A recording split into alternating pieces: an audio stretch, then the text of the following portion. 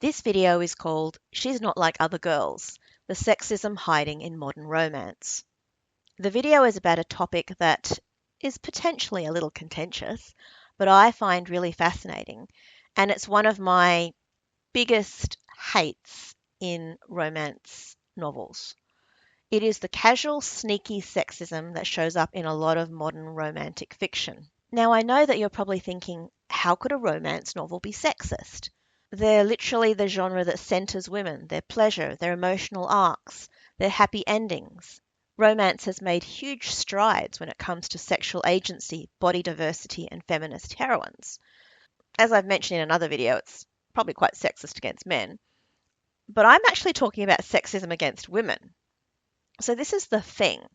A lot of these stories are still built around the same old Madonna whore complex.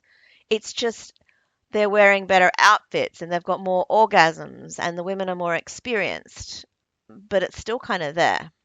So let's take a look at a common example. Pick a sports romance. If you see the term puck bunny, then there are already red flags. And I know that that's what they are called in the sporting arena, but when they're in the novel, you'll see them. So let me set it out for you. The main female character of a sporting romance, or well, a lot of these books, she's always attractive, obviously. So she has to be physically attractive. And although sometimes you will find a virgin, it's not so common in new adult romances. So she's generally quite sexually experienced. In some instances, she's very sexually experienced, but she's not easy. So we'll go into that. She's confident in bed, but somehow still innocent in love. So she's allowed to want sex. She's allowed to be good at it. But for some reason, the main female character is still better than the puck bunnies, the other women who sleep with athletes and enjoy casual sex, but they don't have the main character energy. So the other women, they're usually described with eye rolls. They're usually clingy, catty, jealous, overdone. They're frequently described as dumb. I've seen some hockey romances where the puck bunnies are described as Barbie dolls.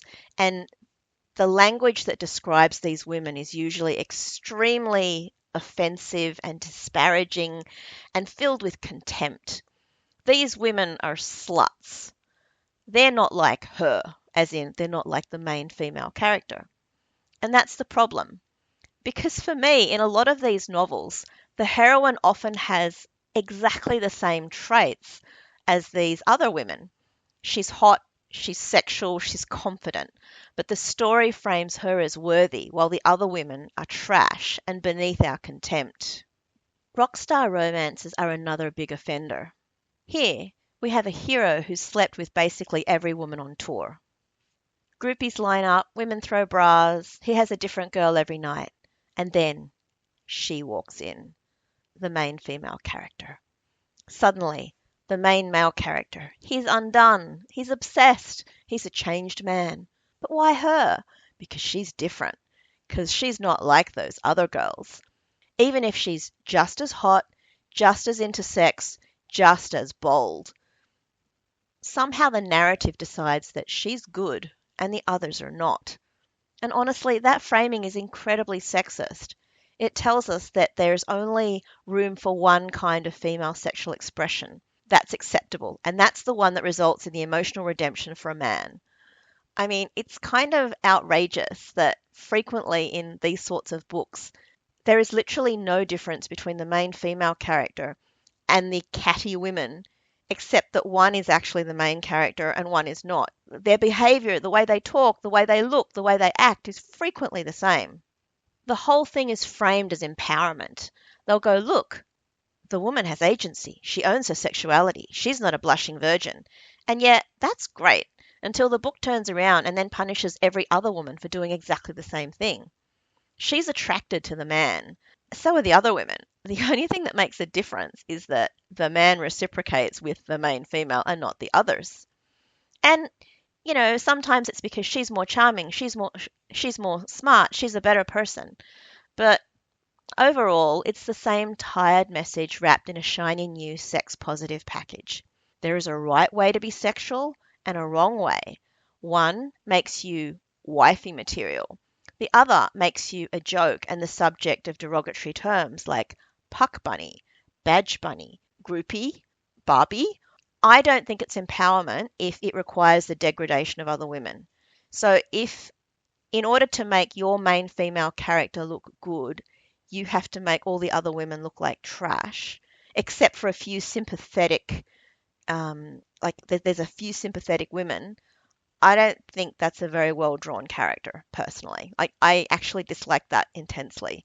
There's a few things I dislike in romance novels, and I might do a list at some point, but this is the one that bugs me the most. It's like there is good female, and then there is best friend to female, and these women usually behave just as badly as all of the other women who are the bad females. So why does this happen? Why does this trope keep showing up?